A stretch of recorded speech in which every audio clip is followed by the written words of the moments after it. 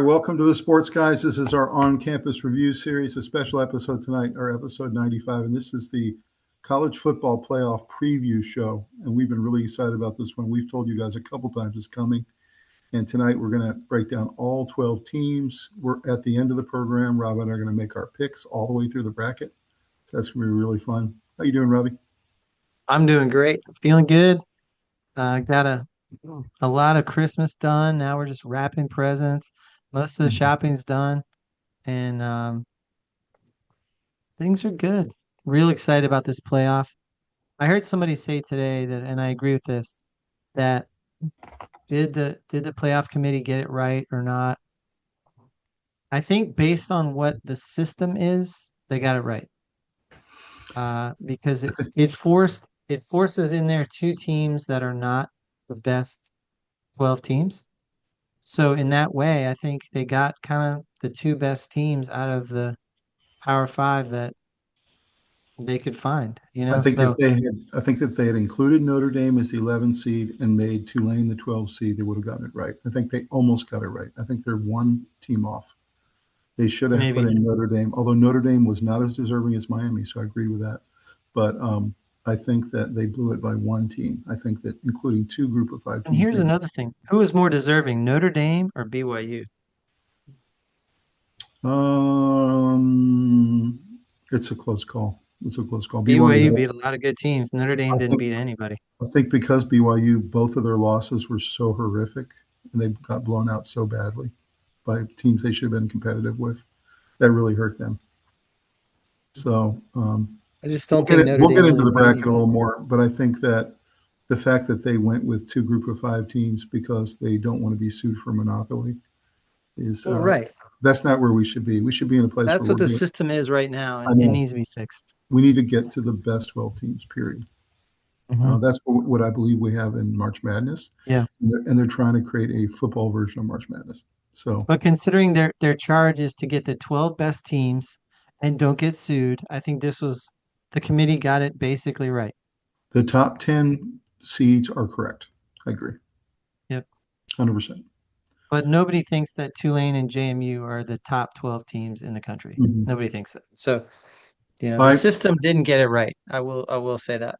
I agree with you. I'm very excited about this playoff. I think I wanted to also quickly just mention from the weekend, of course, the Army Navy game, which happens every year. It's really a national celebration of the academies. And what a great game. I mean, Army was leading the whole game, and then Navy pulls it out with a touchdown pass with a minute left and wins Awesome. 17-16. What a great game that was. And you see all the cadets and all the midshipmen, and they're all there. They're all geeked up, and this is like their Super Bowl. So, You know how in every game, you may not care that much about either team, but you usually find yourself leaning towards one or the other. I hope mhm, everybody mhm, out there can kind of relate to that. You wouldn't be devastated if the team lost, but you're definitely pulling for that offense or pulling for that mhm, defense to make a stop, or you have some tie to one of the players or something. There was a mhm. transfer from your team onto the whatever.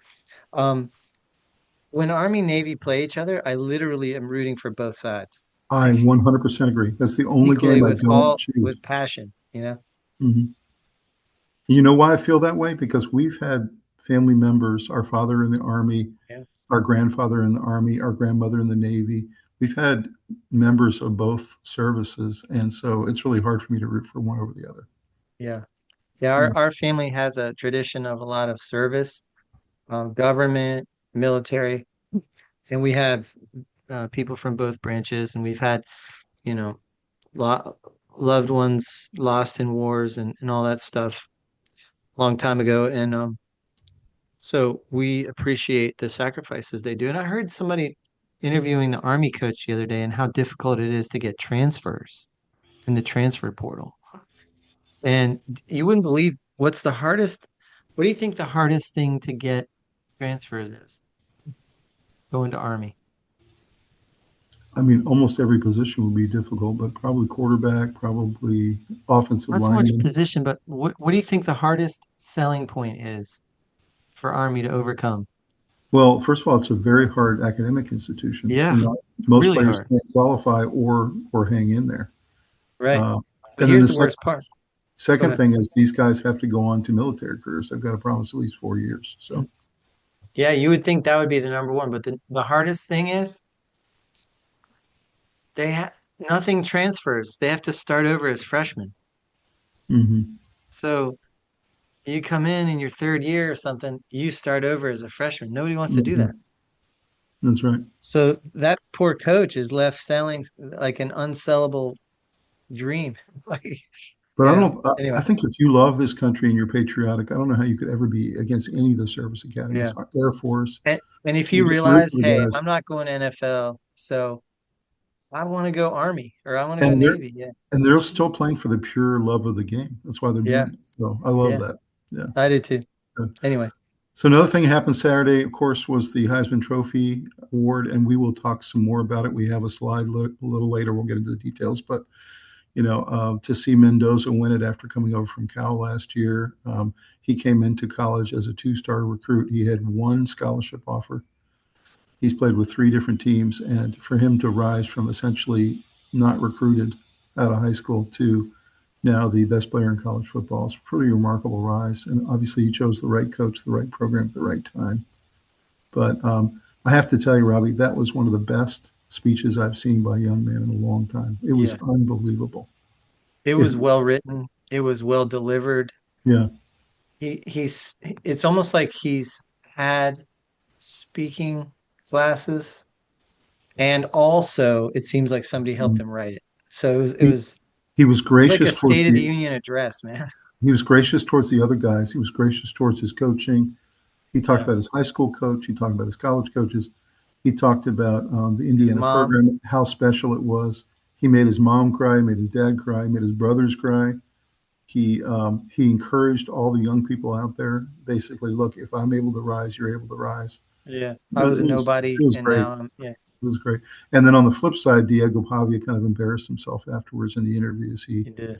He essentially said that it's rigged and that I should have won it and It's things like that. screw all the voters. Like, Yeah, and then he obviously came out and cleaned it up the next day and really was very apologetic and said, "Look, you know I'm what? a I hot think he cost himself I'm a a lot of money hothead." right there. He I think he probably did. cost himself a lot of money. I think the reason I say that, I don't want to be overreacting to a single thing of an immature young guy. But when quarterbacks are coming out completely put together, ready to go, not projects, but like basically can't miss prospects, you're not going to pull the trigger on Pavia, even though he has great tape and on the field is awesome. He's really short, played for a program that is a little bit unknown still at this level. Vanderbilt is not thought of as a powerhouse. Although I will say people will like his It, guttiness. it's He's very rising, gutty. He's very gutty. He has a very lot of gutty, juice. but I think a lot of people think, hey, he's immature like Manziel. You know what I mean? Right. So even though I've liked him his whole career, I think he really hurt himself because he put some stink on himself with like the Mhm. Manziel type of That's right. immaturity. And you don't want to risk your whole franchise You listen to for an these guys. immature young Ryan Leaf, short Ryan Leaf, you know? You listen to the guys in the NFL or the really good coaches who draft these guys, and they talk all the time about great player, great arm, reads the field, reads defenses, can run a little bit. And then the last thing they always say is, and he's a really great person. And that's really important to Yeah. these guys. That Yeah, but what he's I'm saying is stable, he's mature. if you're short in the NFL, I'm most likely not going to take you as quarterback Hmm. most of the time. But if you also come off as immature, I'm definitely not taking you. Like, there's Hmm. no question I'm not touching you unless you're off the scrap heap and didn't get drafted. I'll let you on my team as a walk on and see if you can impress me, but I tell not you, walk on, but a I'm still rooting for unsigned Pavia. free agent. I'm still rooting for Pavia, and I think he's going to be successful. I really do. I'm rooting for him too, but what I'm saying is being short, he had to be perfect in every other area. He cannot be arrogantly running his mouth like that. He's cashing checks his body can't back up. Like he's Yeah. gonna get absolutely beaten down Well, being a short quarterback in the NFL. I will say the statement he made the next day to try to clean it up sounded like it was written by some kind of PR person because it was so. Absolutely. I respect Mendoza. He deserved it. I respect all the other people. I respect the voters of the committee. He was saying all the right things, and somebody clearly But got to him. But when you say something when you're upset is what you really mean. So that's nice that his PR firm wrote something nice, but I don't know. Is there any little 5% of you that likes the competitiveness that he likes to win? I mean, I think so. No, I like watching him. I like him as a quarterback. I like him as a prospect. I'm not risking a high draft pick on him And you because like that he he likes to showed win. immaturity. Yeah. What? And you like that he likes to win. I love that he wants to Competitive. win. I love that he's scrappy, that he's passionate. He's got a lot of the things I'm looking for, but being a short quarterback almost guarantees I'm not picking him. And if he's immature too, forget it. Now, That's right. everyone can grow and everyone can learn from their mistakes. I hope he genuinely got the shock factor of his own running his mouth and he realizes I'm gonna have to be a lot better than this. And let him grow, let him, give him another chance. But I'm not risking huge draft capital on him now. No way. Yeah, It's too big a risk that he's another man's out. So that's true. he's gonna have to prove he's not. Instead of benefit of the doubt, he doesn't have the benefit of the doubt anymore. He has to prove it. And the first time he messes up, it'll be everybody saying, see? That's true. So anyway, 100%. Before we move on to the material, I just want to call out all of you guys who watch us and are fans and who subscribe to the channel and like our videos. And I want to thank you guys for hitting our merch store because we've gotten a bunch of orders the last 2 weeks and it's been really cool. And Rob and I really appreciate it. And I know we have really enjoyed putting the whole product line together. And we're yeah, going to it's really continue to fun. order, put stuff out there. But just thank you guys for the ones that have ordered. And you still have time before Christmas. Get out there to the merch store. We So we definitely appreciate your ordering it and also wearing it for us and thinking about some loved one that means a lot to you. Hopefully that maybe they're fans of the show, maybe they're part of the show. They write in, and mhm. I'd love to think of them wearing a sweatshirt or holding a mug and starting a conversation at work or something. That's pretty cool in my mind. A lot of fun. We've had three mouse pads order in the last week, so that's pretty cool. People are starting to do mouse pads of our stuff. So, Yeah, well, guys, let's go ahead and dive into the material. Here we go.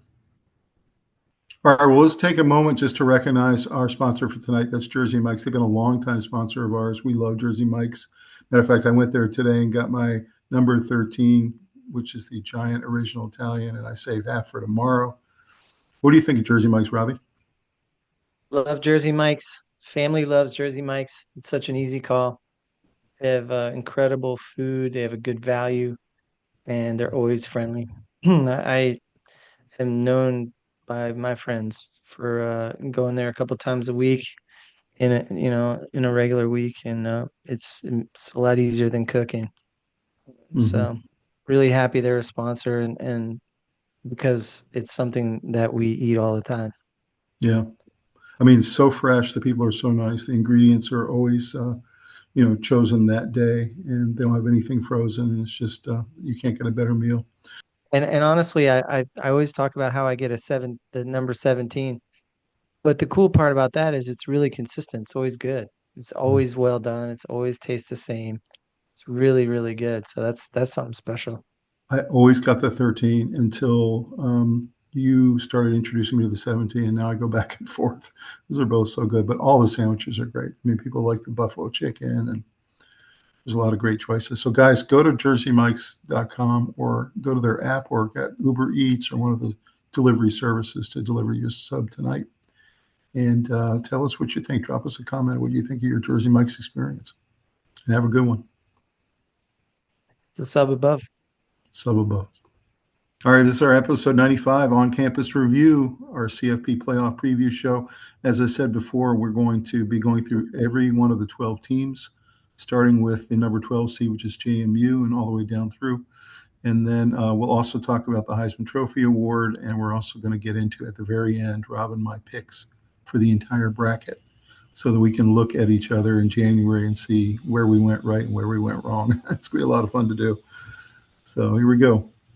So the Let's first thing, go. Robbie, I wanted to see your take. How do you feel that this game is at the field where you used to have season tickets to the Miami Dolphins? That's kind of cool, right? I'm excited. I love that stadium. It's definitely got so many good memories. What are some of your I memories? Just give us one or two of your um, times there, some of the better games you saw. it was I got to see the end of Dan Marino. I got to see Jimmy Johnson. I got to see a lot of great players, Chris Chambers, Ricky Williams. It was really fun. So many memories of tailgating. I didn't miss a home game for 5 years. Mhm. And I just had so much fun. I remember this one specific game where it was pouring rain, and we decided we were going to tailgate anyway. And I would jump out of the car in the pouring rain and flip the burgers and put the lid back on and jump back in the car. And I that remember I ended up went. I that remember I game went was a with you to one mess. of I went with you to one of the preseason games, and that was a lot of fun. Even though it wasn't a regular season game, it really was a cool atmosphere. There's people tailgating, and it was cool. I really enjoyed it. So, where did you Yeah, I sit? mean, it was so we got so loud and it was cool. You could, as a season ticket holder, you could go in on this day before the season starts and you could pick out your seats. All the seats you could pick were tagged and you could go grab whatever seat you wanted. And I don't know, it was just so many good memories there. Where did you sit relatively in the stadium? We're looking at the picture here. They were okay seats. They were in the Yeah, um upper deck, but it was there's no bad seat in that house. right. It's a really good stadium for viewing.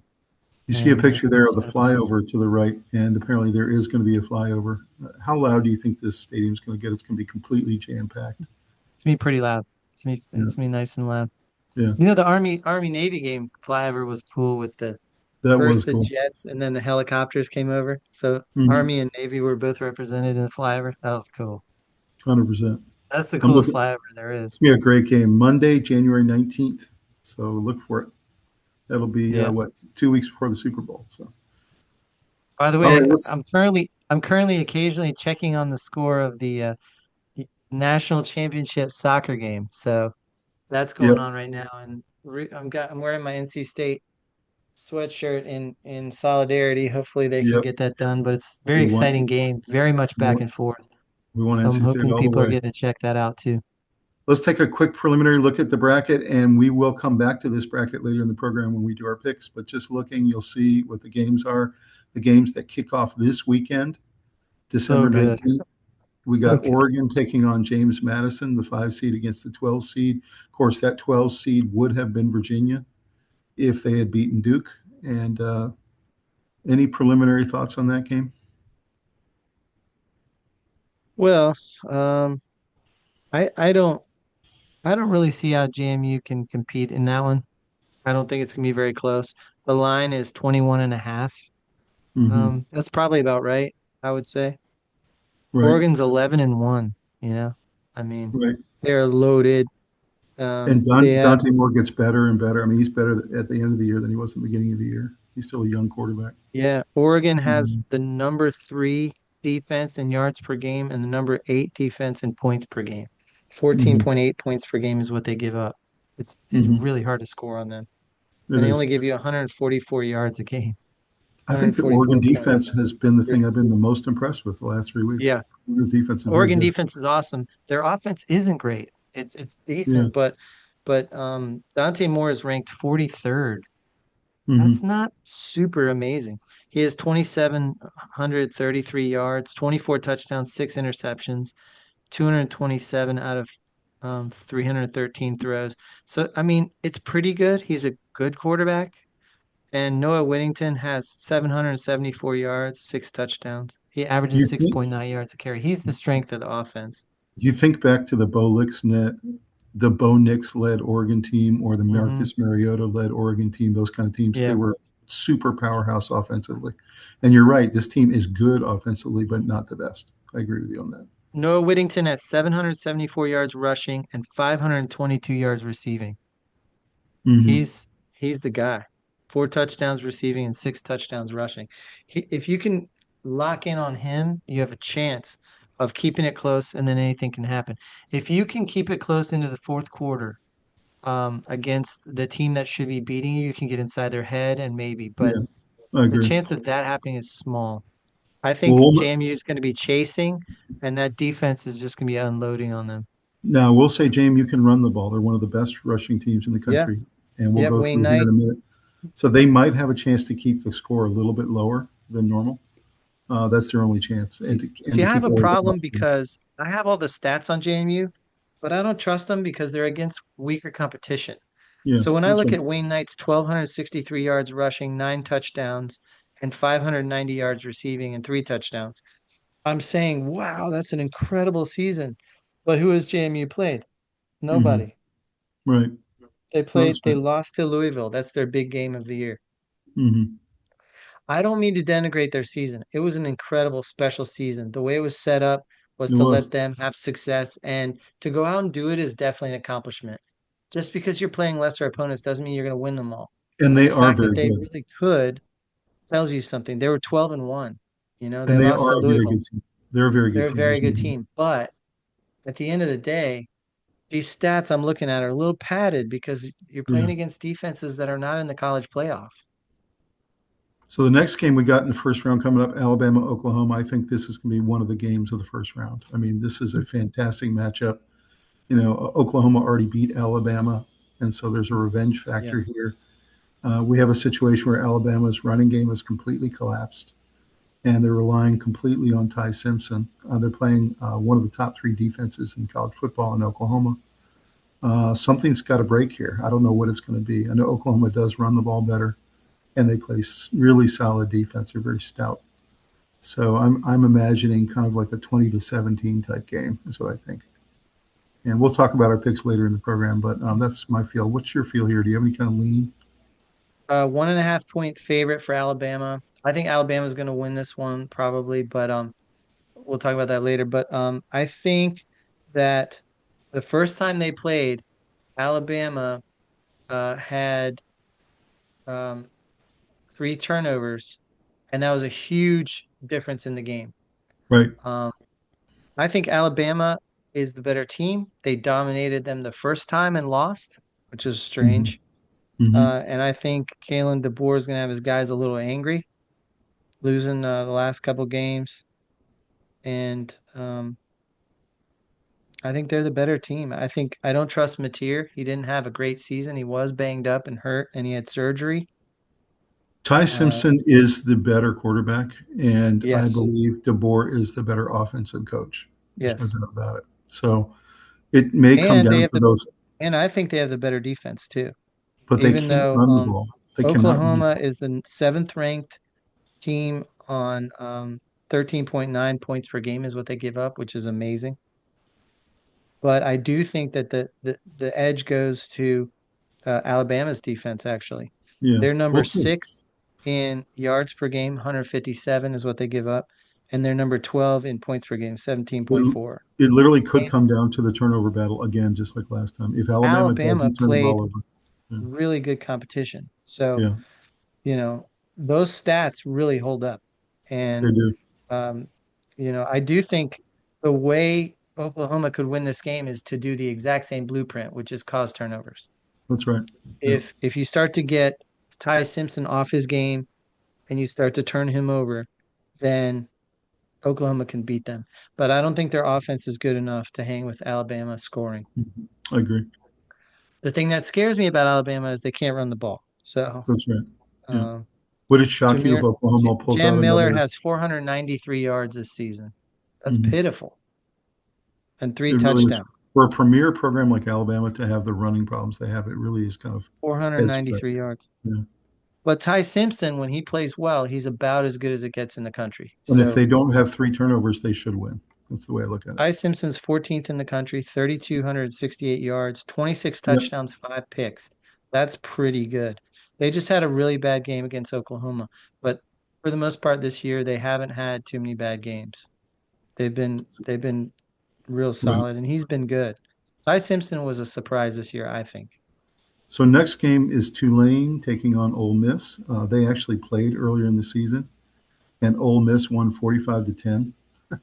So, Yeah, of course, they had their coach back, and this time they have an interim coach. But I just don't see how this can be competitive. You have an SEC team against a mid-conference team, and I just think it's going to be. It may be close for a half because Ratzlaff's actually pretty good, but Ratzlaff's really good. yeah, but I just don't see Tulane being able to block that big defensive line, No. and they're just not going to be able to score enough points. I think. You know what makes me nervous?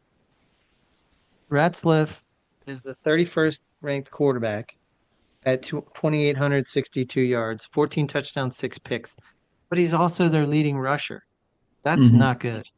That's Hmm. way too much stress on your quarterback. He has 610 yards rushing. He has 16 touchdowns, or yeah, Hmm. 16 touchdowns rushing. That's amazing. He's Yeah. basically a one-man show on that team. Do you So think Ole Miss is going to have a rallying effect without their coach, or do you think they're going to be I think so. not? I think for this game, they're going to have a rallying cry. They're going to have a spy on Retzlaff, and they're going to keep him in the pocket and make him beat him in the air. And they're going to put a lot of pressure and not let him squirt out. And then they're in trouble. And I think You're going to see Chambliss, you're going to see Macy, and all these guys going off. That's what I think. I think for this particular game, they'll have a rallying effect. I think it may fade as the playoffs go, but to that's what me, Chambliss and Mendoza were the two that I was watching the most this year in yeah, terms of the most talented quarterbacks. I didn't right. think Chambliss deserved the Heisman. I felt like Yeah. it was between Jeremiah Love and Mendoza. Hmm. Those were the two that stood out to me. Right. Um, and I do think that Diego Pavia deserved to be in the mention because without him, Vanderbilt is Vanderbilt again. You know what I That's mean? right. So Yeah. And actually, he came uh, in second in the voting. So, I really like Ratzlaff. I think that he's had a nice college career. He's a very good quarterback. Going to Tulane, um, so certainly gave him, Do you think JMU and Tulane can keep it close for a half? No. yeah, close for a half, maybe. Yeah, I mean, what's Okay. close? 10 points? Yeah. 10 to Yeah, 7, ten something like zero or 10-0 or 17 to 17 7, 7. Yeah. So the next maybe. game, the Miami Hurricanes slip into the playoffs with an at-large bid. They're the only team from the ACC, and they take on a Texas A&M team that I thought was the best team in the SEC for a lot of the year, and then they kind of had a bad game or two at the end, but they're still a Hmm. really solid team. They have a really great roster. So, do you have a lean on this one? This one is probably the best game in the playoff that we know about, Mm-hmm. Yep. I think. Alabama, Oklahoma should be that way, but I think Oklahoma's offense is so weak that that could get a little bit one-sided. But I don't see a scenario where Miami, Texas A&M gets one-sided. Don't you think it comes down to, are you going to get a good Carson Beck or a bad Carson Beck? I mean, the games where he Maybe, throws but we've three had picks. almost all good Carson Becks this year. I know. I I know that. I'm just saying, if he gets in one of those games like he did Yeah, last year with Georgia, he that's throws three picks, it's over. that's obviously what A&M's strategy is to make that rattled Carson Beck throwing 4 picks in a game kind of guy to come out. But for the most part, he's had a really good season. You He know, is. he's the 30th ranked quarterback, which is solid. He's 3,072 yards, 25 touchdowns, 10 interceptions, QBR of 80.6. Good Carson Beck most of the year. Very good quarterback. Miami's loaded. Their defense is sick. Their defensive line is insane. What's interesting They, is he had two bad games. He had two bad games, and they lost both of them. So, I know, that's just how it I is. know. Yeah, They look good the rest of the year. They were yeah, 10-2. Uh, they gave up 13.8 points a game. 13.8. That's yeah. nothing. They've got a They're fantastic defense. they're number 6 in the country in defense. Their front four and their front seven are not talked about enough. They have a Yeah, really stout. And by the yeah, way, Texas A&M does too. Texas A&M's defense is really, really good. yeah. So Another points may thing I be like, hard to come by. Miami has good special teams, and their Hmm. kicking game is 15th in the country, Hmm. 88.2% field goal percentage. Yeah, So that's they right. move the ball down the field. They can score on you, Malachi Tony and those guys. And at the Hmm. end of the day, if you are able to not have bad Carson Beck show up, Right. they've got a legitimate shot. That's true. I'm really excited about On the other Alabama, side, Oklahoma. Marcel Reed has had an amazing season. I knew last year watching him He's really develop good. was really exciting. I knew he'd have a good season this year. He's been awesome. He's got a 77.9 QBR and 25 touchdowns, 10 picks. Do you know who He's the only 28. player is? You know the only player from Texas A&M that made the All-American team? No. Concepcion. Oh, my man, And my I'm like, man. oh man, comes from NC State, goes to A&M, and makes the All-American Well, team in his first well, year. that's what I was Yeah, about to talk about yeah. was the parts of these teams actually line up. They're actually mirror images of each They're other, kind these of the teams. same. Yeah. They're kind of the same. Marcel Reed can get rattled, but is usually really, really good and can damage you and can win the game for you. Same with Carson Beck.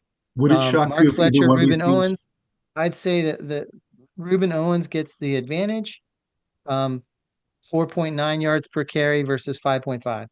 That's pretty significant. Reuben Owens gets the tip, but it's very close. Malachi Tony versus KC Concepcion, two of some of my favorite receivers in the entire Mhm, country. mhm. I tipped the thing to Malachi Tony, the freshman, but I loved KC Concepcion when he transferred out of NC State. Broke my heart. Um, Listen, these two teams are really mirror They're images close. of each Both other. very good If defenses. you I look will at say, number 21 in yards per game and number 42 in points per game for Texas A&M, and number 30 in yards per game and number 6 in points per game for Miami. Very solid numbers for their defenses. Miami might have the advantage in special teams. That might be the difference. maybe, or A&M actually runs the ball better, so that may be the difference. So, Right. So yeah. that's what I'm saying. Reuben Owens gets the advantage there.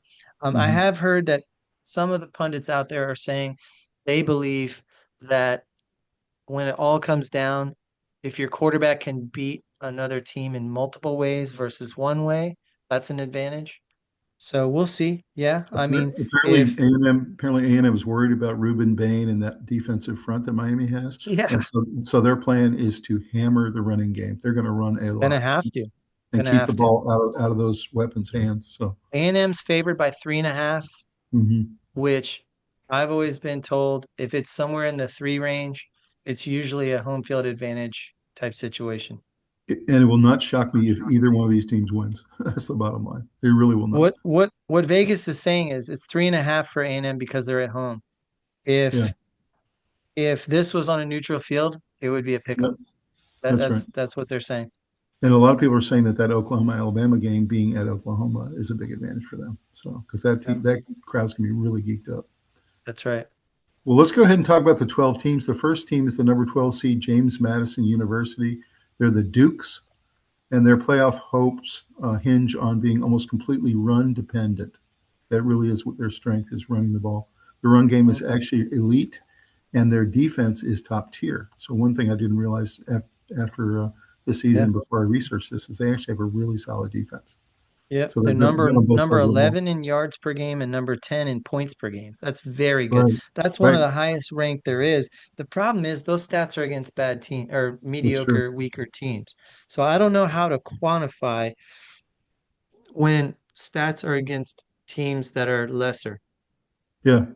Also, thought this is interesting. Their third down efficiency is number 7 in the country.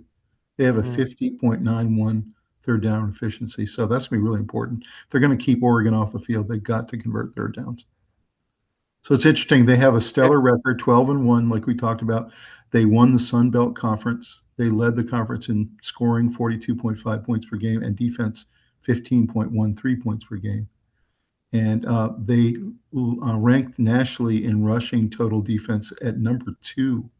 I was like, wow, number 2 in rushing defense. Some of their big players, their QB Alonzo Barnett, who's supposed to be a really, really solid player. I'm looking forward to him. He's a running quarterback. He does throw some, Yep. but he also has a lot of rushing yards. And then, of course, you mentioned Wayne Knight, who's a really fantastic player.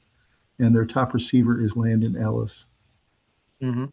So, overall take on JMU as they come into the playoff. They had a very special season. I think that their defense is better than people think. Because it's so highly ranked, it can be misleading. But I do think they're going to be a problem for Oregon. And I think Oregon's offensively been a little bit disappointing this year. Not terrible, but just not top 4 kind of performances. Mm-hmm. And I think that Oregon's defense is going to be a problem for JMU. I agree with that. I think They're number actually 3 in this, the country in yards per game, number 8 against in points per game. I think They're going to both be a defenses, nightmare. Both defenses are going to play pretty well, and I think that both offenses are going to try to run the ball. So it may be a lower scoring game than we think. That's the way I I feel think it's about gonna be it. a low scoring first half, and I think Oregon's gonna take control in the second half. That's what I Possibly. think. I think Possibly. both defenses are gonna be fighting like crazy, and then before you know it, it's gonna be they're gonna wear down JMU's defense into the second half. So, So what is your percentage chance JMU pulls off a stunning upset of Oregon? um, very small. I would say less than Tulane winning. I'd say 5%. It's not impossible. Not impossible. There's a path. You need There's a first of all path. you There's a you path. need to win the You turnover battle. That's number one. you have And to get some turnovers. You have to make sure they get one dimensional, and Dante Moore has to throw. And you keep it close, and anything can happen. You know. I think there's a greater chance that Oregon blows JMU out than JMU upsets Yeah. Oregon. Yeah. This is probably the most lopsided game in the whole playoff. Hmm. And Yeah, I it's think so. no disrespect to James Madison. It's not. It's really not. I don't think they belong in the playoffs, so I like them though. I'm rooting for them, Virginia guy, Yep. you know. Me too. But I'll be rooting for them. talent-wise, I'll be rooting for them I all think the way. they're bringing a knife to a gunfight. Let's look at the number 11 seed, the Tulane University Green Wave. What a cool name that is. Yeah. The one thing that they say here in terms of the write-up is that the harsh truth is that Tulane's defense cannot hold up under playoff pressure. And what they're saying is that the one time they played a top 10 team this entire season, they played Ole Miss, and it was 45-10. I mean, they just got absolutely blown off the field. And so the question is, with Ratzlaff and some of these other really nice players they've gotten, they've had a great season for them. Is there any chance they can hang in a game like this in the playoff? Only if Ole Miss missing their coach, if you find yourself in a significant chaotic situation, or maybe they're turning the ball over and there's no one there to settle them down. Mm-hmm. Um, Something strange would have to happen for this to be even close. But Do you think uh, this is a bigger chance of upset than JMU or Oregon? bigger chance, yes, because of Ratzlaff. Because of Retzlaff, that's what I think too. Yeah. And also, you notice here they average over 400 yards per game in offense, and they have a really leading passing game. They actually have a top 20 passing game in the entire college football. So if they can get that passing game going, and for some reason Ole Miss has an off day and they can't get home, they have a chance to rack up some yards. Well, the thing that makes me nervous about Tulane also allows it to be like something that could work in your favor. There's a small chance, and that's Retzlaff's your leading rusher. What if he gets going? You know, like what if he's more than you're kind of ready for if you're Ole Miss, and he's just running the option, running all over you, and then You're pretending like saying, he's what if he running has and the game of his hitting. life? Yeah, Yeah, if he plays yeah, great, then that's an issue. Like it is. he's their whole offense, and if he gets going, that's a problem, you know. But Ole Miss has an incredible defense. They're ranked 20th in yards per game and 24th in points per game. They also have a really good um, special teams, and they have 88% kicking percentage. They're number 18. Kewan Lacey, the guy can really run the ball. He's one of the better running backs in the country. He's He ranked is. 19th, and that's mixed in with some of these teams that have lesser opponents. So I think he's really a top I 10 think running back. I think Ole Miss is going to lean really heavily and hard on this defense, and I think it's going to break. I think that's in the end they'll take control in the second If half. Ole Miss is smart and they run the ball really hard and they play really good defense and they have solid special teams, they don't need to do anything crazy to win this game. They just need That's to right. run the ball, keep moving the chains, occasionally throw to a tight end.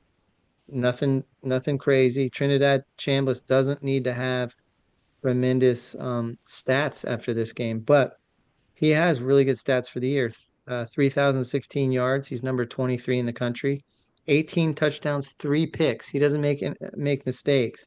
He's got an Mhm. 86 QBR. Trinidad Chambliss to me is one of the top couple of quarterbacks in the country. So I don't like Tulane having to go up against that.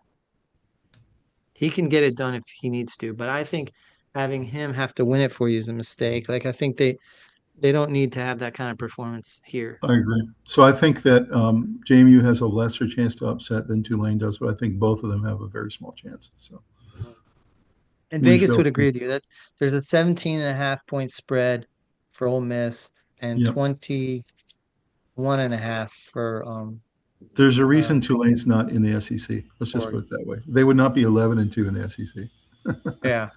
And their You know, coach is leaving. That's mm. just as disruptive as a coach who's not on the sidelines, I think. the Because new he's coach not for going to look you in the eye and say, I'll be here for you next year. Like, the new coach of University of Florida. We'll see how he does there. It'll be cool to see. yeah. You know what was cool? The coach at Tulane is donating $100,000 to the athletic program. Oh, that's He's cool. trying to set the guy up coming in behind him to have a good uh, situation with all the players that he's recruited. So he felt kind of guilty, and he's putting his money where his mouth is. I respect that a lot. Fantastic.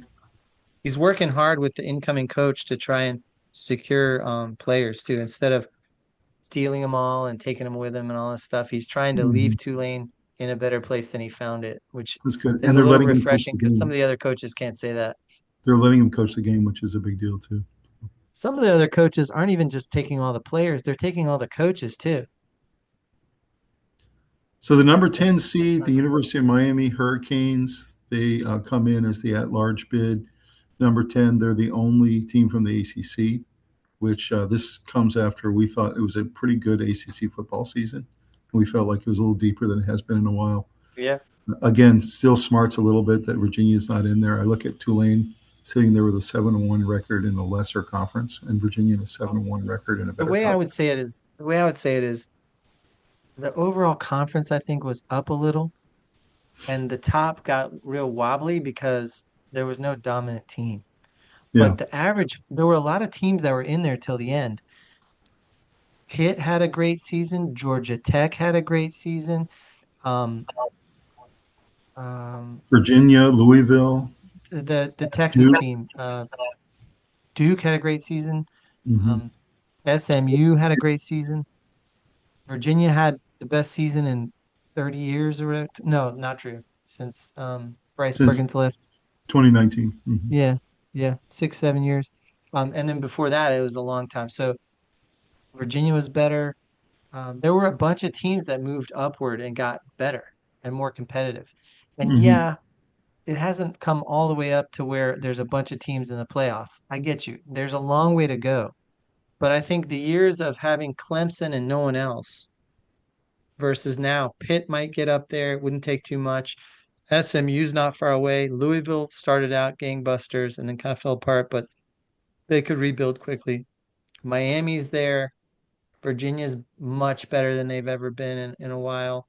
Mm-hmm. There's a lot of teams that are just better. So It's that was deeper. my It's point deeper. is the Yeah. ACC got better, It, even it, though it was like crazy trying to get it's one team into the playoff. That's not really how I was measuring the improvement. it's better top to bottom, but it's not as good at the top. That's the way I put it. I agree. The Yeah. top is weaker and the Yep. rest of the conference is better. So this is an interesting write-up, Robbie, about the Hurricanes. They're the definition of high-end volatility driven by elite pass rushers and terrible tackling. They can overwhelm offensive lines with pressure, but they lead the ACC in missed tackles, 114. So they Yeah. create explosive plays from the other side when they miss tackles. Their offense is steady enough to capitalize, but their defensive inconsistency makes them dangerous as an underdog, but unreliable as an underdog upset. So they're really, that's how they've been all year. I've always felt like every time I watch them, sometimes they're really good and sometimes they're really bad. And you just don't know what you're going to get. And I'm talking on the I'm gonna offensive s- and defensive I'm side. gonna say a different way. That defensive line is one of the top two or three in the country. Yes. Yes. Monsters. You're having nightmares if you're a lineman the night before that game. Okay. Mm-hmm. But look at this stat and tell me if you agree with the way I'm looking at this. They're number 30th in yards per game at 190.9 yards per game. So that's Mm-hmm. decent. Number Right. 30 in yards per game. But they're number Mm-hmm. six in points a game at 13.8. averaging. So they're okay. They're okay in yards per game, but they're great in not giving up points. So to me, that means they bend but don't break. They bend but don't break. So they might give you a lot of yards, but they're going to stiffen up right outside the red zone Hmm. and possibly make you kick a field goal or make you go for it on fourth or whatever and not get it. They're keeping you from Well, scoring. well, the other thing is you've got to find a way So to get past that line because once you do, their linebackers and their safeties and their corners do not tackle well. And so yeah, that's, but that's what you have to attack is you have to attack they the give up linebacker. some plays, but they don't give up points. So Yeah. they bend but don't break. And Mhm. that's significant. That's important because A&M is pretty good on defense. I mean, they're really good on sacks too. They get after it. And Reuben Owens is decent running back for sure, but offensively, it's I don't know. They're pretty good. I mean, They're Marcel very good. Reed's good. He's number 28 in the country Hmm. in yardage and 25 touchdowns, 10 picks. He's kind of in charge of their offense and he's mostly good. He's sort of like Carson Beck. These two quarterbacks remind me of each other. When they're bad, they're really pretty bad. Yeah, that's true. I've seen Marcel But Reed definitely have bad quarters or bad halves. he's had a couple bad quarters. So in terms of their big players, Carson Beck with 2485 passing yards, that's actually okay, not great. If you look at the top quarterbacks in college football this year, he comes in around 14th. So it's decent, not terrible. 18 Yeah. touchdowns, nine interceptions. And it's those nine interceptions when he does those bad games, that's what kills him. 159 passer rating, not too bad, much better than the year before. Mark Fletcher, a really good runner, has Hmm. actually been coming on towards the end of the year. And then you mentioned Malachi Tony, just an unbelievable from scrimmage weapon, both receiving, running, sweeps. They put him in special teams sometimes. He's just one of those guys. He's supposed to be a senior in high school right now. I know. He's just an unbelievable athlete. And they get the ball to him in so many different interesting ways. And anyway, those are their top players. Any other thoughts about Miami, both offense and defense, and can they make a run here? I love the way they pressure and I love the way they bend but don't break. It's not always pretty with the tackling and the big decent sized plays, but Doesn't they it seem like those are things they could clean up, like missed tackles? I think That so. just I think doesn't. you could work on that a little bit in this prep time. And I think they're definitely an exciting team. This is the game of round one to watch. Yeah, no, I agree. If you have to watch Can't one, wait. you know, Of course, it's we as the sports guys are going to be watching all of them because they're all so no, good. But yeah, I encourage yeah, you to yeah, watch all of them, but I'm saying this is the one that really strikes me as a good matchup and exciting. I agree. It's going to be a lot of fun. I think Alabama should handle Oklahoma, but that could be a really good game too.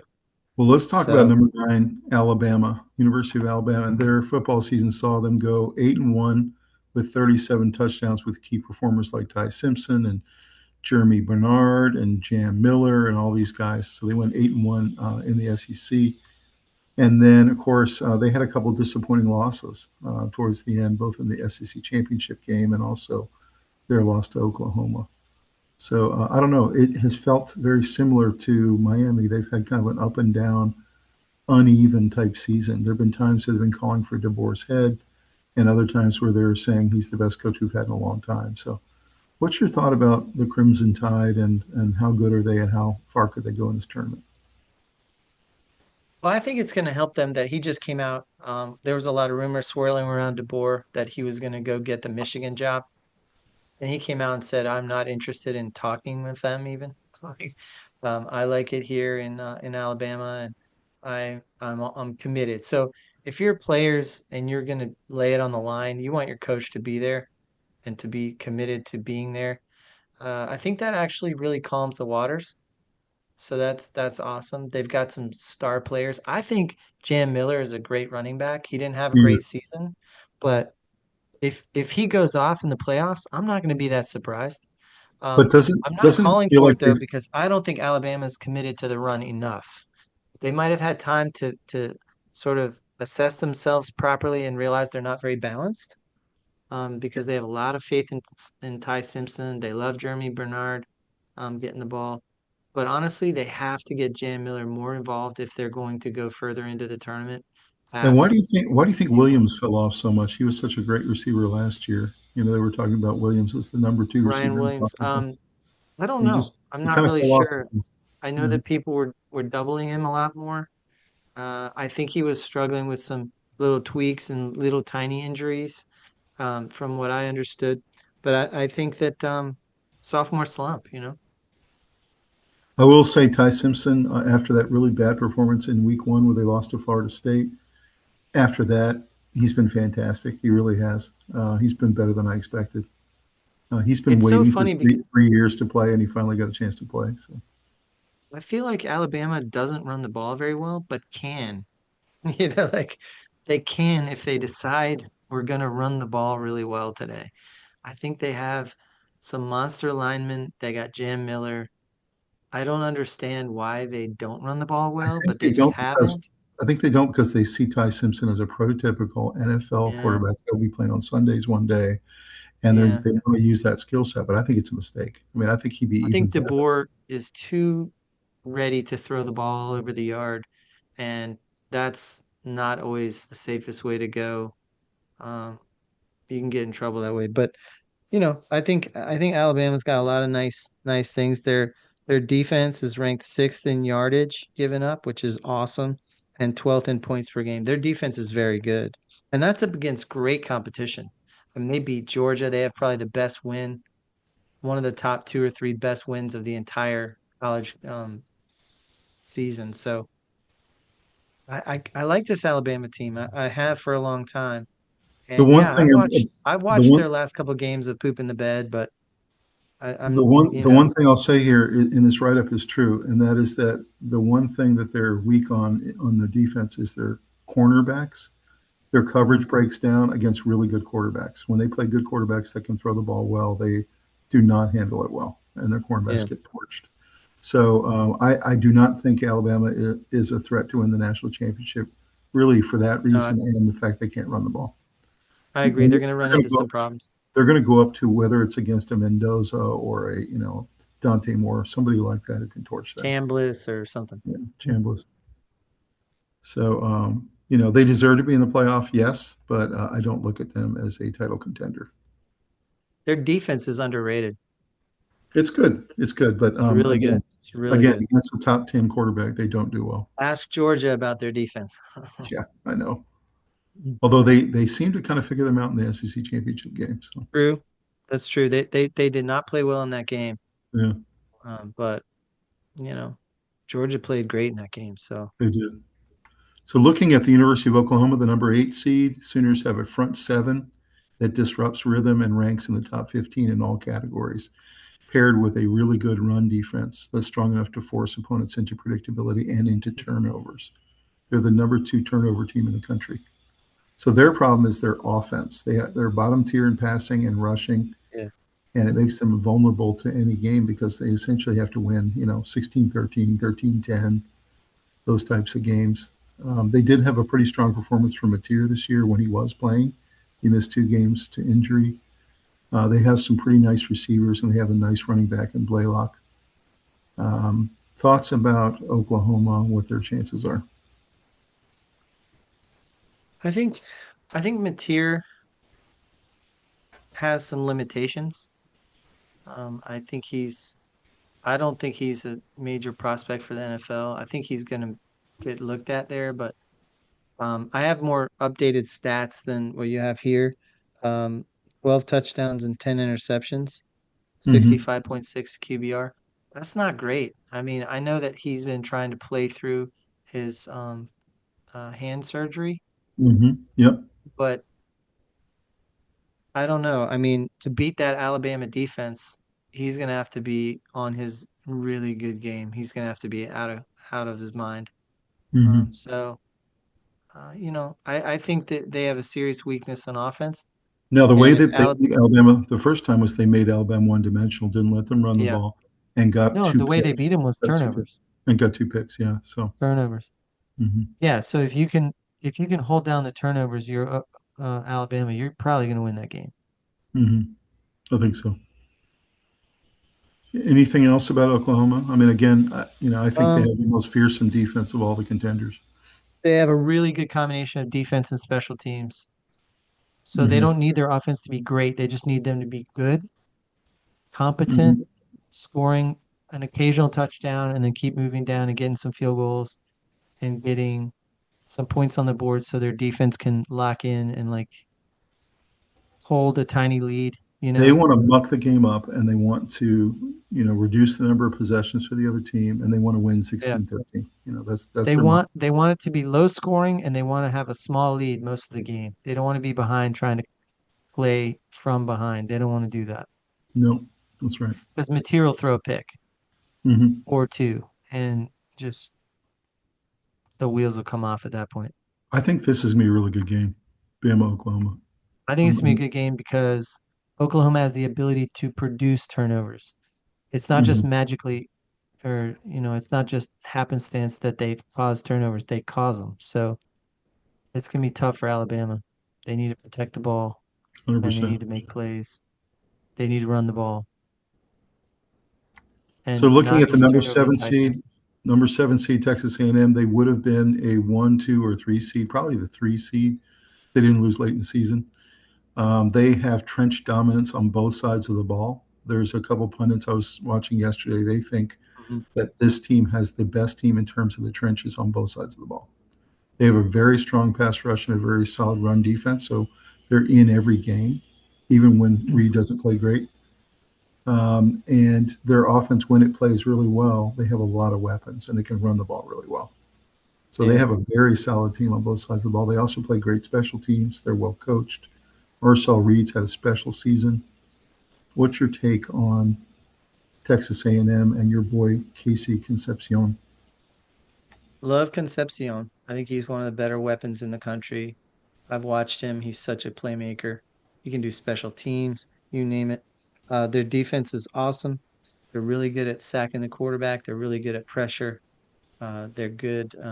They give up some points, but they're pretty good overall. Very much. This was pretty much what we felt like was the third best team in the country most of the year, Right, I did. and they've fallen to the seventh seed, but I think that they're right in there between third and seventh.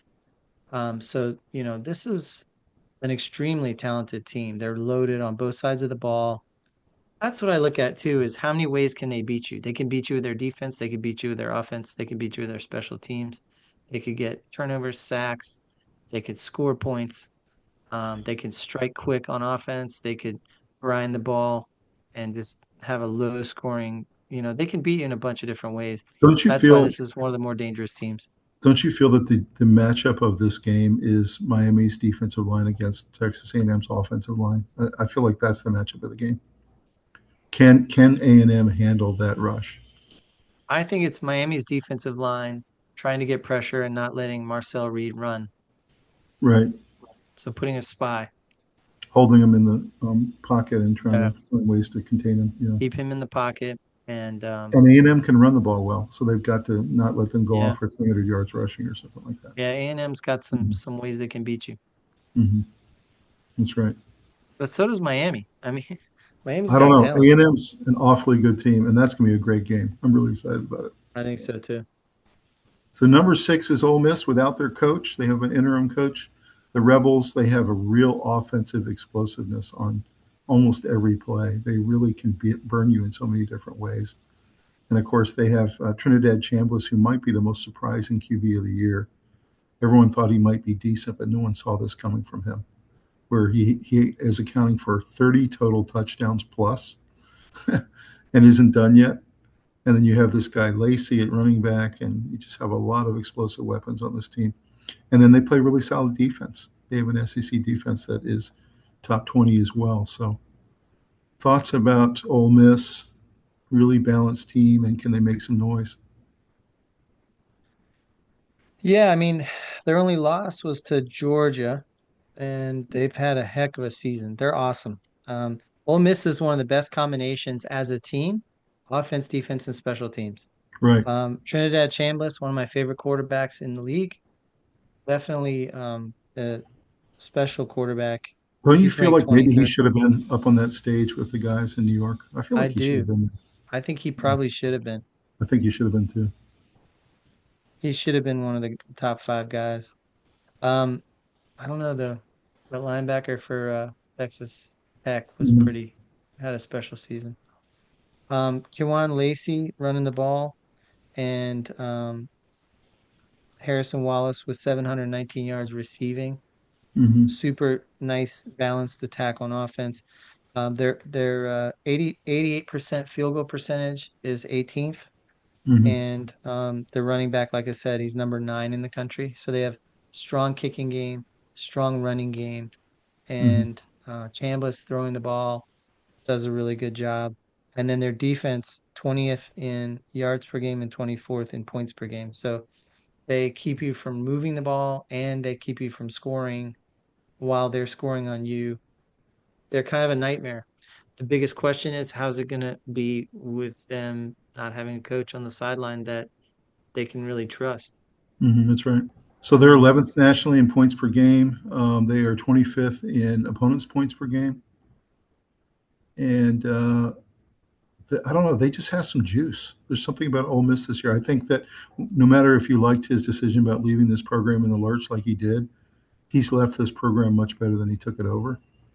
And oh yeah, you have to see. I think Ole Miss will remain one of those top 5 teams in the SEC. I really do. I think they're a really good program now. I think they're a good program. I think they have a lot of money. They got sort of uninvited to the prom. You know, they're a little upset, but they're definitely gonna take a hit without Lane Kiffin. But I think he handled it the wrong way. Me too. I I think mean, there'll be a just rallying effect for a round or two, and then I think they'll probably collapse yeah, towards the I end. think they get one game out of this Yeah, rally effect, and then reality sets in. I think And so too. there's going to be a moment where something's going wrong, and there's no coach there to settle everybody down and to give them the speech at halftime and all that stuff, and they're just going to get hmm overwhelmed. hmm Agreed.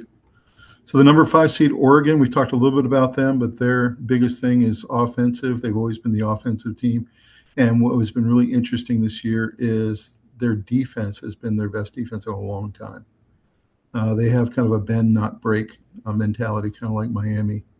They also have a really strong run defense. People are having a really hard time running against them. They Yeah. typically will have at least 8 men in the box. And so teams are having to go to the pass because they're just not allowing people to run. They had a dominant 11-1 season with an 8-1 Big Ten record. Dante Moore's progression has been really impressive from a guy they weren't sure if he was going to be ready this year. Of course, we talked about Noah Whittington and Malik Benson and all these great Hmm. receivers and weapons that they have. But again, most impressive to me as they finished the year was their defense was getting better and better. So I think they got some offensive advantages. First of all, I really like Dan Lanning. He's an excellent me too. coach. He's great. Great ideas, has his finger on the pulse, really knows his team, knows his players. I'd say overall they had a little disappointing season on offense, but that doesn't mean they don't have great players on offense. So like I think that they can always be clicking, give Dan Lanning a couple weeks to prepare and great players to carry it out. I mean, And Rob, they still scored 39 points per game. If that's disappointing, yeah, yeah, you know, yeah. I mean, they're 11-1, you know, and they played some solid competition. So they you know, they're an impressive team. They're going to be tough they're out. very impressive. Just because they were a tiny bit disappointing at times on offense doesn't mean that they shouldn't be taken seriously. Mm-hmm. Be And a tough out. I feel like this should not be much of a game. Do you think the NFL is going to come calling for Dan Lanning one of these days? I have to think they're Yeah, going but to knock on that his doesn't door. mean he's going to listen to it. Yeah, But he yeah, might I think stay, so. but yeah, yeah. I think they're a very impressive team. I love watching them play. They play a really nice brand of football on TV, and I think they might make some noise in this tournament. I really do. We'll see. And like like your graphic right there says, they kind of got better, a little better They did, as the season went on. So 100%. And I mean, Dante Moore was a young guy when he started the year, and so you had to give him time to develop, and he's done that. He's gotten better. yeah, yeah, doing better. I can't stress enough how I think they have probably the second best defense in the country. No, I think so too. Could not agree And a more. lot of people think of um, Texas Texas Tech as having one of the best, but I think there's a couple that are better. Nobody thinks of Oregon as one of the better defenses, but they really are. They're one of those Yeah, top, five defenses in college football. yeah. Looking at Texas Tech, they're the number 4 seed. The Red Raiders, their defining trait is total defensive dominance. The number one in the run defense, number one in tackling, number one in coverage, best pass rush in all of college football. And Texas Tech erases everything that you have, and they suffocate and humiliate you. I thought that was really funny write up. That's essentially what they are. They're just completely I dominant think on that's a defense. little overstating it. That's not what all the stats say, but you know, They have they 31 they takeaways. no, the takeaways is the number one thing where I think they're the Yeah, most dangerous. yeah, They have a yeah. mantra that they need to take the ball away 3 times every game, and they But do it. Robbie, they are number one in a lot of these categories. And so They're what? number three in points per game, and they're number Right. 26 in yards per game. Those are very important stat categories, They are. and They are. 26 in yards per game is not great. Where they really dominate you is pressure and make you make mistakes. And if you don't make mistakes against Texas Tech, you can beat them. There's this mindset of because they get all these flashy turnovers that they're seen as unbeatable. But they're ball hawks. I mean, they really are. Yeah, And State what's just scored. interesting is they also have a high powered offense. They average over 40 points per game and 480 yards per game. So Cameron Dickey It, and no, Jacoby they're Williams. outstanding. In Yeah. fact, they went from what was it? What did I say last time? 80 83rd in defense to third overall. I think that's Yeah, I what it think was. you're right. How many Something like NFL players do you think are on this team on offense and a defense? lot. A They lot. spent a lot of NIL money on their defense, and it shows. This Yeah, defense is awesome. But what I'm saying is, as a unit, they're not the best defense in college football. right, They're thought of as the most feared, but they're not the best one. right. They give up a lot of yards They do. But I'd rather give because up a they're lot of going for yards. the strip sack. They're going for the interception. They're going for the whatever. So I'd rather give up a lot of yards and have a bunch of ball hawks on my me team. You too. know what I mean? Me too. So, what do They you have think the about ability. They have the ability to make your day a nightmare. what do you think about their weapons on offense? Well, um, I think their quarterback is okay. Baron Morton is ranked 50th in the country, Hmm. and I think that they're absolutely um, stoppable on offense. Um, I really like their running game. I will say Uh, Dickey and Williams, that 1-2 punch is yeah, fantastic. I mean, yeah. nobody has that. Yeah. Dickey is ranked 18th in the country. He's got 1,095. And Caleb Douglas is good at wide receiver. I'm not sure. Um, I don't know. I really like But, how their but defense Rob, plays. I think their Jacoby offense Williams, is so-so. I think they're a better version of Oklahoma, I basically. tell you, Jacoby Williams is the backup running back, and he has 8 touchdowns. No, He's the I know. backup. So I I mean, know. They they're a really tandem. good team. They do a We've been tandem on me. watching Texas Tech all year, you and I, and we have been really impressed. They're a great team. They've got a shot. Uh, They have the talent on both sides of the ball to have a shot. There's no doubt about it. I think their offense isn't quite good enough to win the Natty. Their defense is good and can actually deliver them short fields and lots of Hmm. turnovers and lots of Hmm. stops. Um, get inside the head of your opponent and just kind of, you know, Hmm.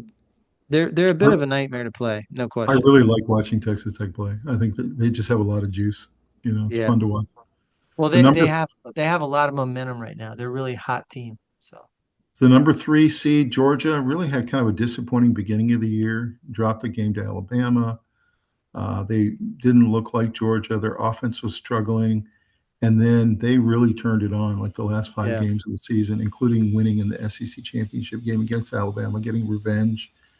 And they ended up starting to pile up some yards, pile up some points. Stockton started looking a little bit better. They ran the ball better towards the end of the year, and they looked a lot more like Georgia the last couple of weeks. But what's your take on Georgia? Are they all the way back, and are they a contender? I think they are all the way back. I like how they progressed through the season. They kind of just slowly went up. I I said it fairly early on that don't sleep on Alabama and Georgia. Everybody thought that they were both down this year. And I said that I really didn't think that was the case. I think Gunnar Stockton needed a little time to kind of fully take control of the reins.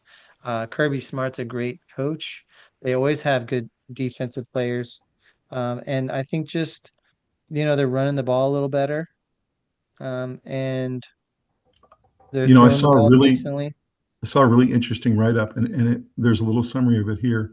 Their playoff hinges on straight up disruption. They can absolutely smother teams that need Yeah. rhythm, as witnessed against Alabama, like with Simpson. He's a rhythm thrower. But what's interesting is the teams that they play that have a quarterback who doesn't have to have rhythm, who actually has a running capability, like a Chambliss, they actually struggle against those quarterbacks. So I'm Yeah, I'm interested to see who their matchups are because I think it really matters. Like it if they're does going to matter. play a pocket guy, if they play like a Carson Beck who has to have rhythm for his throws, they could destroy a guy like that. Whereas a guy who's really athletic and is a dual threat, they have a lot more trouble with. Yeah. So Like a what's your Reed take? or something, Marcel Yeah, like Reed. a Reed. Um, I feel like Georgia's really good at all three phases.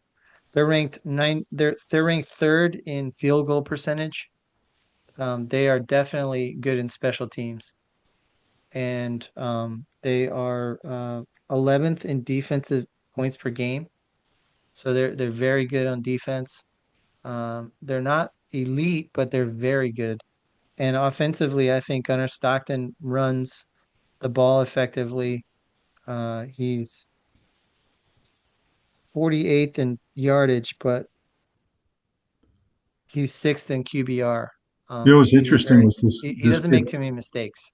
He's gotten better. He's gotten better. I thought he was kind of weak at the beginning of the year. I He's wasn't really definitely gotten impressed. better. Nothing got better. What else has impressed you about Georgia, Robbie? I think Gunnar Stockton is a very solid quarterback. He's been there. He's been in huge games.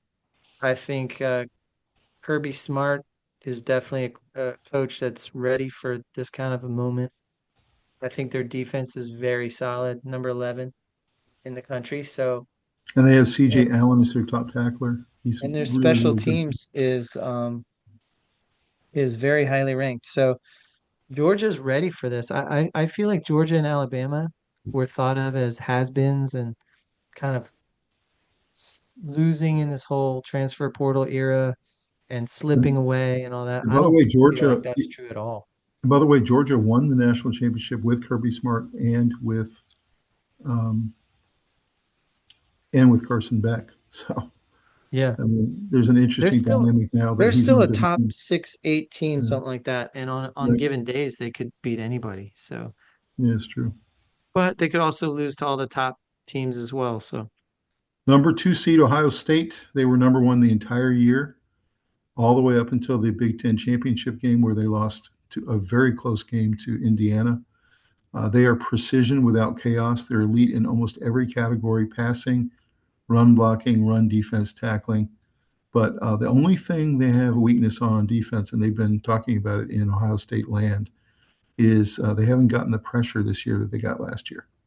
And so it allows actually more passing yardage to opposing teams often, especially ones with elite quarterbacks.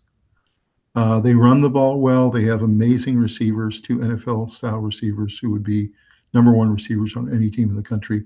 And Julian Sayin, as a true freshman, had an unbelievable year. No he one did. thought he would come with 3,500 yards and 25 touchdowns. Jeremiah Smith, of course, is all world, will be a top five pick. And, they also have Carnell Tate, who's also a fantastic receiver. What are your thoughts about Ohio State, 12-1 with a narrow loss to Indiana? I think Ohio State's still the best team in the country. Um, I went through all the stat categories, all the offense, defense, special teams, coaches. I think they still are top in all those areas. The thing that makes me nervous is the freshman quarterback. Not that he's not talented, he is, but I just think it's a lot on him early on in his career. I think Mm-hmm. it's unknown how a freshman's going to respond in these tight games with long commercial breaks and I thought that was y- interesting that as a freshman, he made, big time acts playing at halftime. Just I don't know, it's a lot. although he just went to the stage for the Heisman Trophy award and he came in fourth, but the fact that he was even there in New York as a freshman was pretty impressive. So there's a You little know, bit of bright lights he on got him. fewer votes than Rodriguez, who's a linebacker. So Understand, understand. But so I I'm mean, saying yeah, he didn't really belong there. I don't think. Um, no disrespect to him. I think you don't want him to have to shoulder that kind of responsibility on a team like that. You mhm. want the team itself to be able to stand up with him, not necessarily have him win the game or something. I think they're in trouble if it's up to saying. Um, so I think he's a very nice, like for instance, this is a team that won the national championship and they come back with a freshman quarterback starting. You think there's gonna be a huge drop off, but there isn't because the There team's wasn't. so loaded. I mean, That's right. offensively, And also, they he's have pretty careful with the ball. Stan at You have to give, quarterback who's way better than anyone thought he was going to be. You have Bo Jackson running the ball. He's a real star, potentially, you know, a first round pick in the future. You've I got mean, Jeremiah Smith and Fernando Tate at wide receiver. About as any good two receivers as I've seen since the Alabama days when they always had four that mhm. were all NFL guys. Um, so, and then, their defense is number one in yards per game and number one again in points I per saw game. that. They give Wow. up 8.2 points per game. That's 8.2. incredible. 8.2, I That's know. 8.2. insane. And And they've 213. played good competition.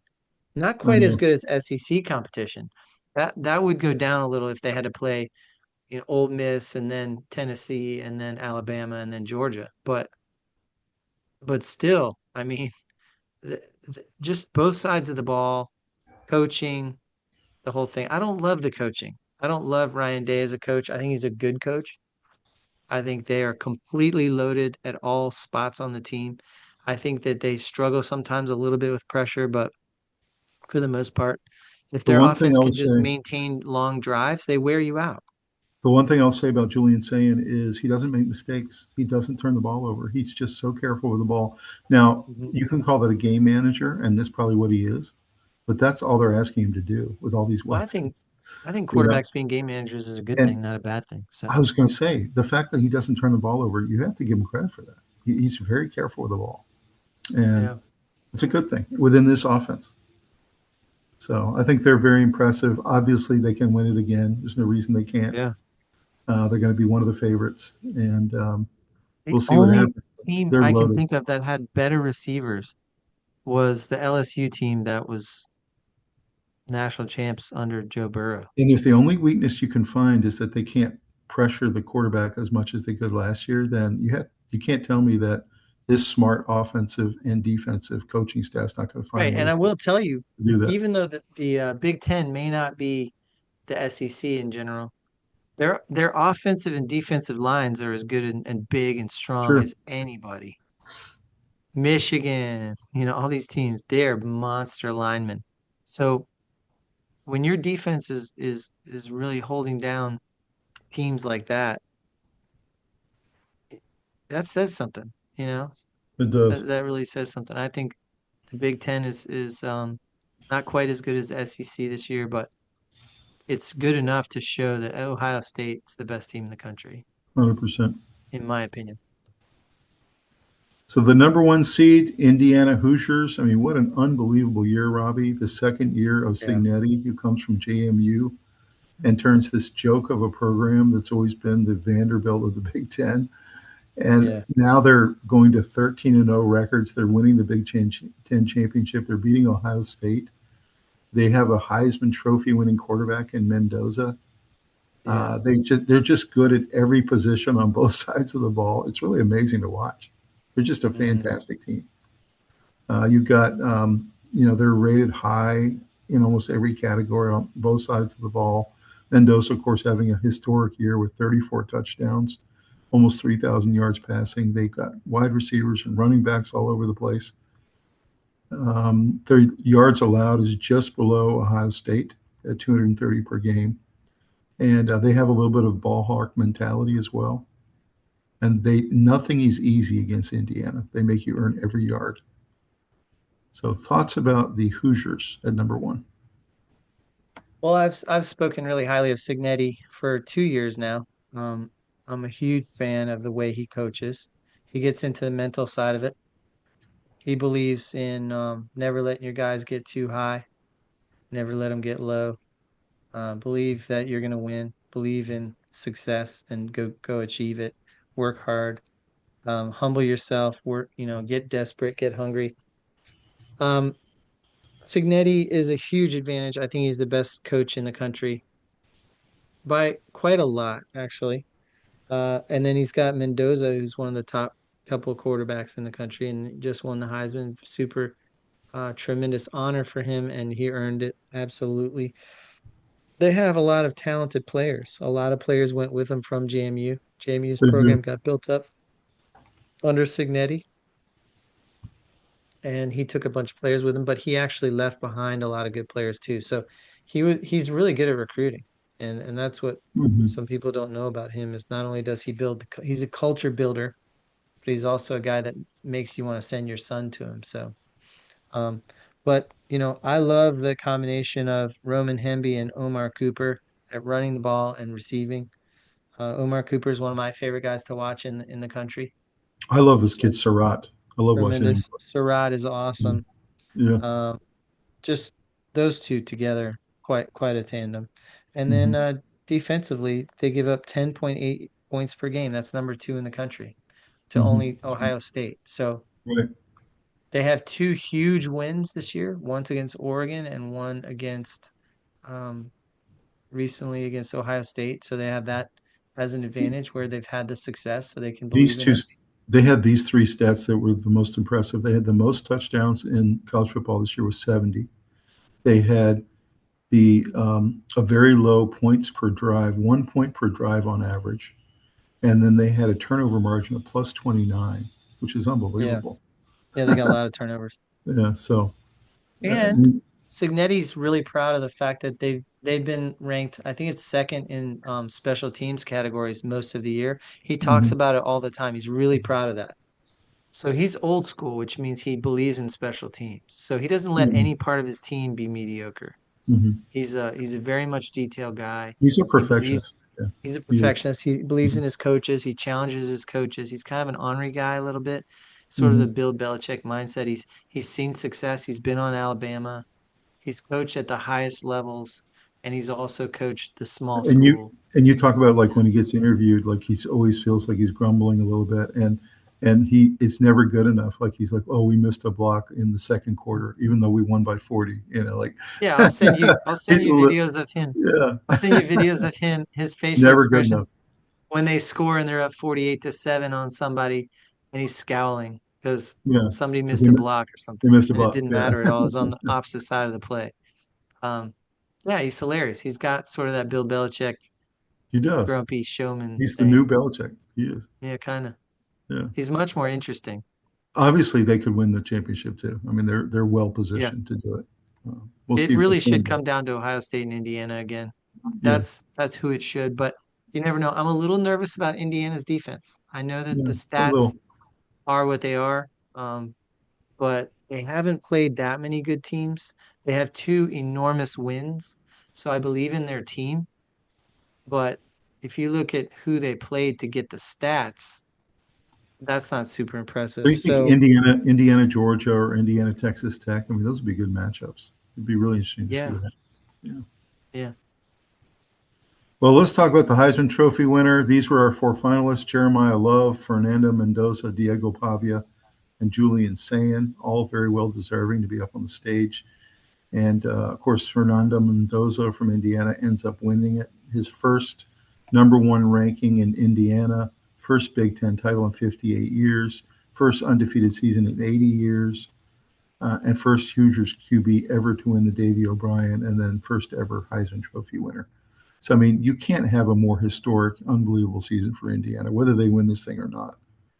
You just look at that, you're just like, wow. Yeah. It's a real special time for them, for the And then for him program, to for the say, player, for the coach.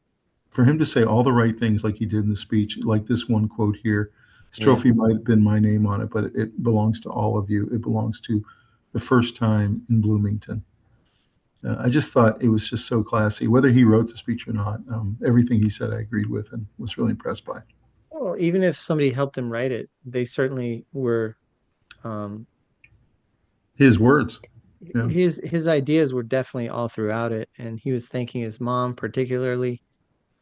She's his hero, and it was just like a really good speech. If you're an NFL executive, you are licking your chops to get that guy because you know that there's gonna be no controversy following And you know him what? around. He has a little bit of the Baker Mayfield kind of chip on his shoulder because he was a two-star recruit and he had one scholarship offer come out of high school. One Maybe, scholarship. but you know And what's and, cool and is yet he's 6'3", so he's much bigger than Baker, but he has that yeah. that chip, you know. If you saw him walking next to Diego Pavia, it wasn't even Yeah, close. Like he's yeah. just You think more he's going to go prototype number NFL. one, like number one and number two somewhere in there? I think it's You going to think? be based on what the needs are of each team. I don't think every team needs a quarterback. So, Mhm. you know, It right could be now Ruben the Bain. Raiders are the Mhm. number one pick. Do they need a Mhm. quarterback? Yes. Kinda. Mhm. But what can they do And in do you if you're the Raiders, do you need a rookie quarterback? I don't know about that. I don't think you start him right away, but I think they're going to draft one. I have no doubt about it. And can you protect him or are you just going to break him in half? They wanted Michael Penix last year and they didn't get him, so Uh, they're gonna get somebody to hold a clipboard for a year. So yeah.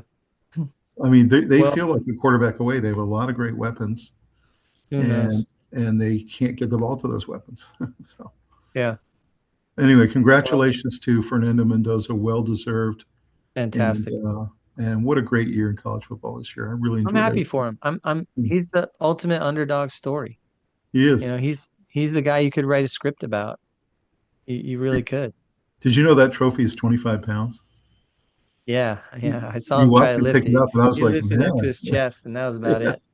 yeah, it was like a He could huge have lifted weight. it higher, but you could tell Yeah, it was, that's heavy. it's heavy.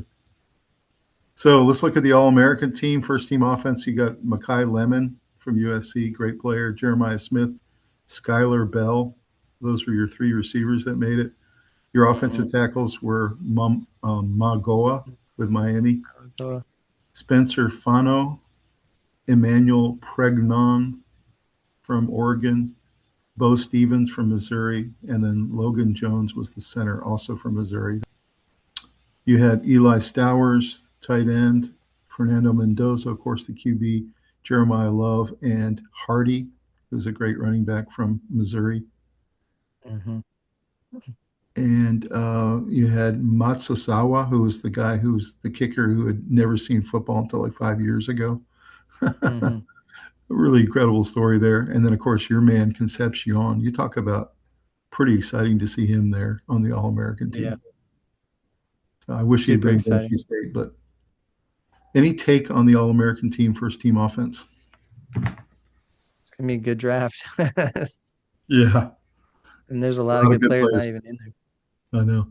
That's true. You look at the second and third team, you're like, oh man, he's going to be a good player. He's going to be a good player. Yeah, congratulations to all those guys. All right, Robbie, we've come to the point of no Do it. return, man. Let's It's do it. time to make our picks and close it out. And guys, we want you to drop us a comment on who you think is going to win this bracket here coming up in the next month. So, Robbie, let's go to game one. Oregon, James Madison. Who you got in that one? Oregon. Me too. Oregon, pretty comfortably in the second half, I think. I think Madison can hang for a half for sure. I'm not saying they'll be ahead, but they can hang in there. They might be ahead. I don't know, but Next I don't game, think it ends up being that close of a score at the end. next game, Alabama, Oklahoma. Alabama. I've got Alabama narrowly. Only reason it's narrow is because it's at Oklahoma. I think they're going to keep it close with that defense. I think it's going to be a struggle, but I think Alabama gets it done like 20-17, something like that. Alabama's favored by 1.5. That is about as close as it gets. All Man, right, next game, Tulane, Ole Miss. Who you got there? Ole Miss. I got Ole Miss as well. I think again they win pretty comfortably. I mean, they beat them 45-10 earlier in the year. I'm not 17 and a sure. half point spread. I don't think That's it'll be probably quite about right. 45-10. I don't think it'll be that much, but I think it'll be a comfortable win, two or three touchdowns. I think it's two touchdowns and a field goal difference. Yeah, I think that's right. Here's the big one: Miami, Texas A&M. Who you got in that one? Whew. Texas A&M was my third best team all year.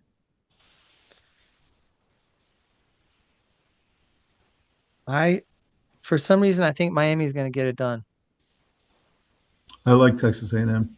I think they're the better team. I don't think Miami's better than Texas A&M, I but think I they're the think they're better going to team. win that game for some reason. I'm not I think sure why. A&M. I think A&M will win the game, and it'll be a touchdown, maybe 34-27, something like that. And I think they're going to make Beck uncomfortable in one or two spots and make him bad Beck and throw a bad pick, and that'll be the difference. So I like A&M by a touchdown in that one. Fair. Let's go to quarterfinals. You got Oregon and Texas Tech, and so do I. Hmm. Who do you have in that one? I'm saying Texas Tech is going to win that Okay. one. What are your reasons? I think their defense is going to create turnovers, Hmm. and I think they're going to keep it low scoring, and they'll find a way to score on Oregon's defense. I like Texas It's Tech. gonna be low scoring. It's gonna be a really good game. I like Texas Tech because it'll be at Texas, and I think that's a big advantage. That stadium will be 90,000 Red Raider fans, and they'll be geeked up. And I think you're right. I think there'll be one or two too many turnovers for Oregon to overcome, and I like Texas Tech to get that one done. Hmm. What about Indiana, Alabama? Be a I good think game over Indiana there. wins it. I think Indiana wins it, but it's gonna be a really awesome game. That's must see TV right there. I think Indiana wins it because Alabama cannot run the ball, and I think in the end, Indiana gets their offense going. They I just have agree. too many special players. I absolutely love They're the better team. Indiana's coach and quarterback and players around offense. That Mhm. set at Indiana is so locked in. It is. They're just terrifying. They believe in themselves more than any team I've ever seen. It's true. All right, so you and I are the same so far. Tulane, Ole Miss. We got Ole Miss, Georgia. They played earlier in the year. It was a really great game. It was 34-31, Georgia. So Ole Miss clearly can hang with these guys. What's your take here? I say Georgia. I like I think Georgia this, too. I think it's a coaching mismatch. You can't have Kirby Smart against yeah, a backup guy, and that's pretty much what it comes down to. yeah, and Kirby Georgia's Smart's already breaking. gonna be talking in the helmet of Stockton, and Ole Miss with Chambliss is not gonna have his coach. But I don't think it'll be a blowout. I think Ole Miss No, is very, very no, Ole talented. Miss is too talented. They're ranked high in every category. They're good. They have talent. They have really good players. Yep, agreed. So then on your ledger, you've got Ohio State, Miami. Who do you got in that game? Ohio State. Okay, I've got Ohio State, Texas A&M, and I like Ohio State to win that game as well. So go back up to the top. We'll talk about the semifinals. You got Texas Tech, Indiana, Robbie. I'm saying Indiana. Okay. He's gonna outcoach him. I agree. I think Texas Tech is incredibly good, but they rely and feed on turnovers, and I don't see Indiana turning the ball over. Right. And so I think them Mendoza's going to edging, protect the ball. but that's gonna be a really good game. I Yeah. can't wait to watch that one. Be I a think really good Texas game. Tech's offense is going to struggle, and Indiana's offense is not going to struggle. Yeah. Okay. I can see that. But it won't be a blowout or anything, but it's going to be, 10 points, something like that, Texas Tech, I don't think can win that game without three or 14 four points. turnovers. Yeah. True. That's how Texas Tech could win that game is turnovers. So next game you got Georgia, Ohio State. Man, that's a good matchup. I think it's going to be Ohio State, Indiana. You do? I think they're the two best teams in football.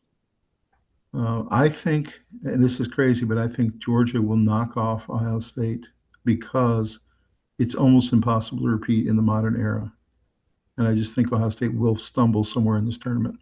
So I've got Georgia, Indiana in the final. Hmm. So that's good. You and I have a different national championship game. So who you got as your national champ? This is tough. This is tough. I think I absolutely love the way Signetti coaches. Mendoza is a very, very deserving Heisman winner, and Indiana has really loaded up on talented players on both sides of the ball. All three sides. Signetti's very proud of their special teams. But I think Ohio State is the best team in the country, and I think if Ryan Day has an okay game plan, their talented players should win out by a little bit. I mean, their defense being ranked number one in all those categories. So you have Their Ohio State offense, repeating. I I have Ohio State winning it all. Okay. I've got Indiana beating Georgia in the final, and I think it's going to be an epic, epic game, like a 34-31 scenario.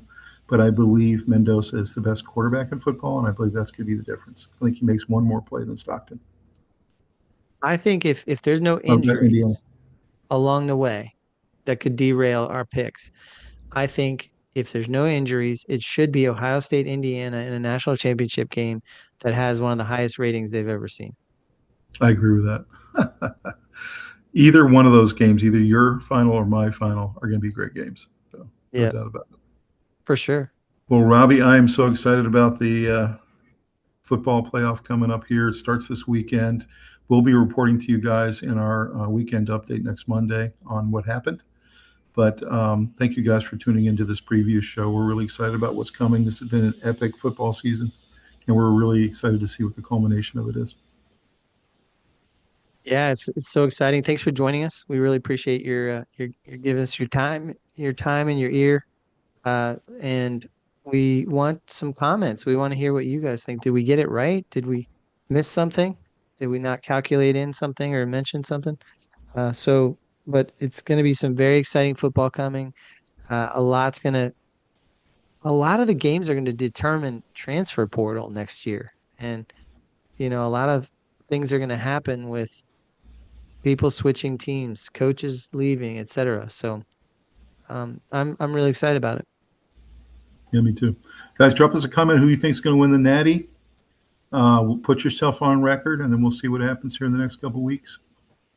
The biggest caveat is injuries. If Mendoza goes down or if Sure. Stockton Mhm. goes down, I throw it all out the window because you can't have major injuries of major players and be the same team.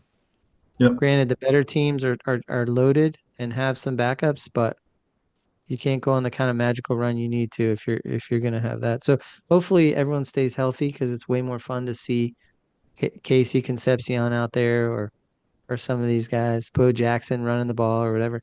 But 100% true. I think that we're lined up for a really good playoff. Probably one of the best we've ever seen as long as everything goes to plan. I And absolutely love the new 12 team format. I'm sure you guys do too. I hope they keep it at 12. I think it's the right number. I do hope in the future we can get to the actual 12 best teams. That's what I'd like to see, but we're not quite there yet. This though is going to be a fantastic playoff. I'm excited I about it. don't mind it being bigger than 12 because I'd love to see some play-in games.